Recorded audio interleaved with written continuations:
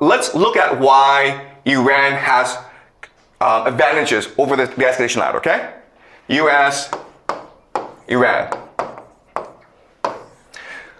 The first major difference is that Iran is active, whereas the US is passive. Okay? Another thing this is, go back to the bully example where the bully has to maintain credibility. He has to show that he's more powerful than the other kids, right? So if you provoke him, he has no choice in the matter but to hit you, okay? But you, the new kid, can choose whether or not to provoke him or not. You can choose the timing of when to provoke him. Therefore, you are active, okay? The second big difference is that Iran has a clear strategy. It knows what it wants to accomplish, and it knows how to accomplish what it wants. Remember, what Iran wants is control the Strait of Hormuz and the United States out of the Middle East. That's what it wants to do, and it's calibrating its attacks in a certain way to achieve this end goal. And it's working out very well for Iran, okay? The United States, on the other hand, doesn't know what it wants. It wants to destroy Iran. But what does that mean, okay? Destroy. It could mean regime change. It could mean economy collapses. It could mean the civilian population starves, okay? It could mean anything. But because there's so much ambiguity, so much confusion about what it means, it confuses military strategy, right? And the last thing is, of course, is that Iran is flexible and the United States is inflexible. Okay? So by studying the escalation ladder, we discover that Iran has far more advantages than the United States. Okay? All right. So what does this mean? All right. It means that Iran will probably win this war ultimately, but there has to be major changes to its society in order to win this war. All right. So remember, to win a fight, you have to have three things: focus, clarity, and resolve.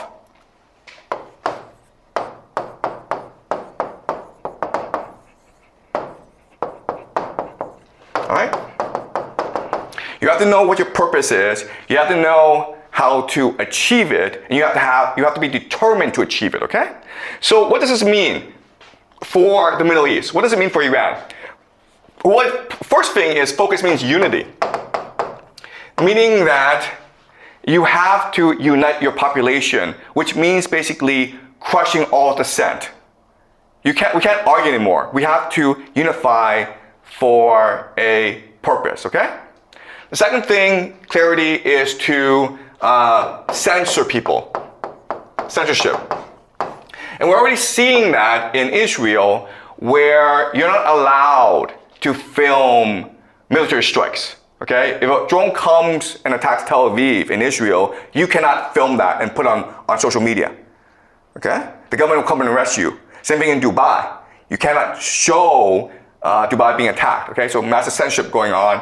And resolve just means militarization, where the Middle East moves towards total war. Total war just means that every citizen now is recruited into the war effort. It just means that the entire economy is geared towards war. Okay? And one last point I'll make is this. What we need to understand about the escalation ladder is that as it moves up, we have to remember that this war is being fought multidimensionally. Okay? What does that mean? It means that the military is just one dimension, but there are four major dimensions. There are others, but let's focus on four major dimensions, okay? The first major dimension is narrative. Narrative is just basically world opinion. Second is political. Political just means the relationship of nations to each other. The relationship of the government to the people, okay? Political. The third dimension is economic. And the fourth is military. And what's really important to understand is that the military dimension is probably the least important. There are other dimensions that are much more important. Therefore, these 4 factors determine how the United States and Iran move up the escalation ladder. Okay? Because your purpose is to control the narrative and justify why you're doing what you're doing. Political means you still have to maintain good relations with other states, right? So as the United States is fighting this war against Iran, the United States is still talking to China. The United States is still talking to Russia, okay? So that discussion, that political discussion, determines the contours of this fight. Economic means that as this fight is still happening, nations are still trading with each other. And that factors into how the military is fought. Okay? Does that make sense? So I know this is very complicated, but you need to understand how complicated war is. It's not as simple as saying, you know what, let's nuke that guy. It doesn't work that way. Okay? There are a lot of constraints. There's a lot of factors, a lot of stakeholders involved to constrain the use of nukes. Okay? All right. So let's now discuss ground troops. All right. The first question we look at is, will ground troops be used? And the answer, unfortunately, is yes, they have to be used. And it has to do with how the military works, okay? Of how wars are fought.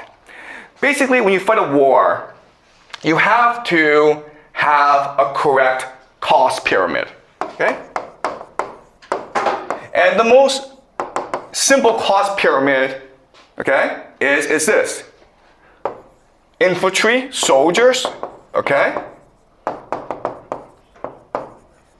All right? They're at the bottom. Why? Because they're the cheapest. What's above them? Armor. Okay? Artillery, tanks. They're more expensive to produce. You need more resources. You need more time. Then you have naval, right? Then you have air. Okay, does that make sense? This is the cost pyramid. And cost pyramid is this question of like, how much energy, how much time, how much resources do you need to produce a certain product, okay? It costs you very little to produce a soldier, but it costs you a lot to produce an airplane. And this is important because wars are usually wars of attrition, meaning that you have to put all your resources into winning the war, okay? So this is just production capacity.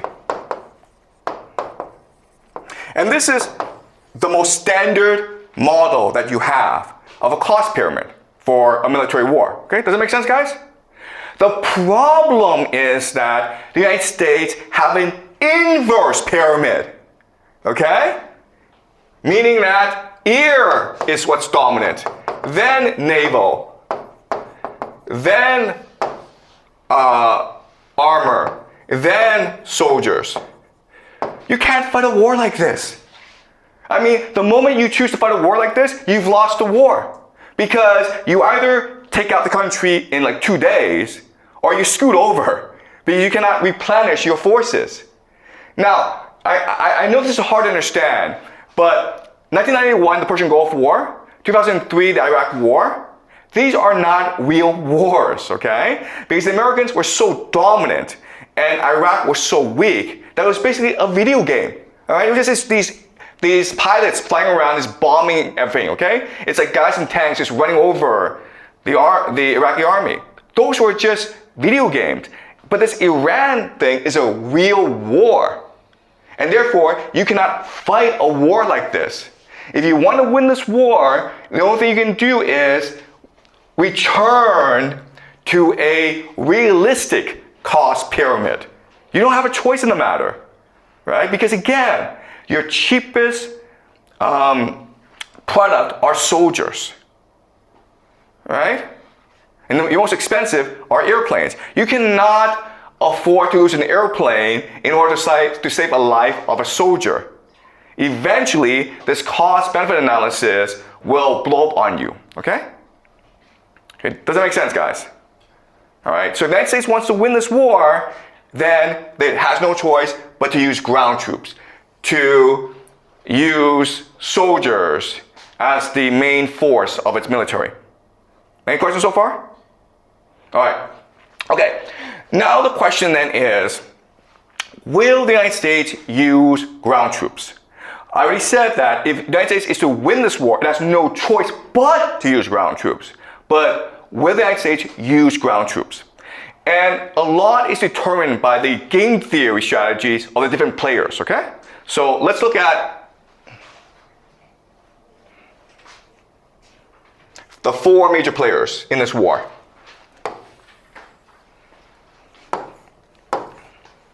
You have US, you have Israel, you have Saudi Arabia,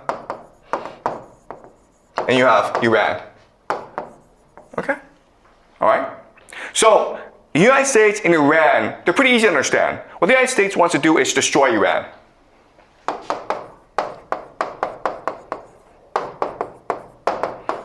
Okay? Why? Because if we were to destroy Iran, the United States would have complete control over Middle East oil. And it would control global trade through the Strait of Hormuz. And therefore, the United States can maintain its empire, okay? So a really simple objective. Let's destroy Iran. We don't care how, we don't care why, let's just go do it, okay? Iran has another strategy, which is control Strait of Hormuz and destroy CENTCOM. CENTCOM is basically the American military in the Middle East, called Central Command, okay? So those are 2 major military objectives of Iran. And we can understand why. Because if CENTCOM is destroyed, Iran has complete control over the Middle East. Now, Dubai, now Oman, Bahrain, Kuwait have to pay taxes to Iran. Now Iran, the new kid, is now the bully of the Middle East, right? Now it's a hegemon. That is the political objective of this war. Okay? Israel is a bit more complicated. All right? For Israel, oh, sorry. One other thing is humble Israel. That's the other thing, because even if you defeat the United States, you still have to deal with Israel, okay? And Israel is the great military power of the Middle East. So you want to humble them. You want to weaken them. You can't destroy Israel because Israel has nuclear weapons, right? You piss off Israel, those nukes start flying. You don't want that, right? So those are the 3 major political objectives for Iran. Control the Strait of Hormuz, destroy CENTCOM, and humble Israel.